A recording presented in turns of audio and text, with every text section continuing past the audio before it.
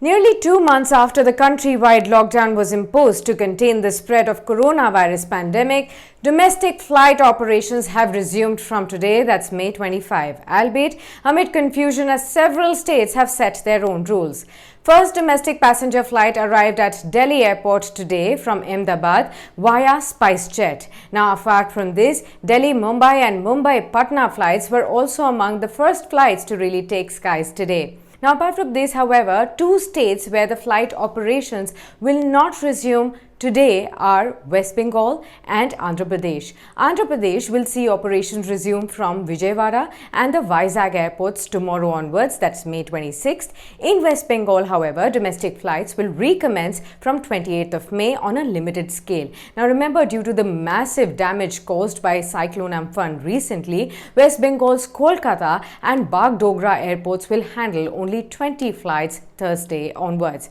Now, for Tamil Nadu, there will be a maximum of 25 arrivals in Chennai, but there is no limit on the number of departures over there. For other airports in Tamil Nadu, flights will operate as in the case with the other parts of the country. Now, Mumbai Airport will also handle 50 domestic flights per day, and Hyderabad Airport will handle 30 domestic flights per day from Monday, that's today. Now, the bookings for around 1,050 domestic flights had actually opened for Monday, but because of the revised announcements made by the centre on Sunday, that's yesterday, they've had to cancel several flights and leaving hundreds of passengers really disappointed. Now, the airlines which were allowed to operate 1/3 of their capacity initially are now reworking their flight schedules for the initial few days till the hiccups last.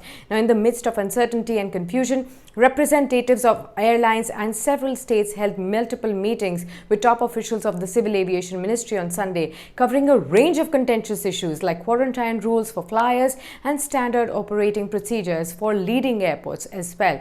Now, the focus of deliberations was to actually have a uniform quarantine rule for the following announcements of several separate conditions by various state governments. However, it is not immediately clear whether uniform quarantine rules could be actually finalized in that meeting. AirAsia India actually said on Twitter that all passengers must read the health protocols of their destination states, and it would not be responsible for repatriating or bearing any quarantine or related costs of any of the guests traveling by their airlines. Now, Karnataka, Tamil Nadu, Kerala, Bihar, Punjab, Assam, Andhra Pradesh and Jammu and Kashmir have actually announced their respective quarantine measures for passengers arriving at their airports. Now, some states have actually decided to put the passengers on a mandatory institutional quarantine, while several others have actually talked about putting them under home quarantine for about 7 to 14 days. Like in Uttar Pradesh, Kerala and Punjab, all flyers will be put into a 14 days of home quarantine. In Karnataka, anyone coming from the states where there is a high prevalence of coronavirus cases will be kept in institutional quarantine for 7 days. Passengers coming to Andhra Pradesh will be put under home quarantine as well. Now, in Jammu and Kashmir, all the incoming passengers will have to undergo administrative quarantine for a fortnight. The Bihar government, on the other hand, said that travelers will be put on a paid quarantine for 14 days. Now, the imposition of quarantine rules by several states which are at odds with each other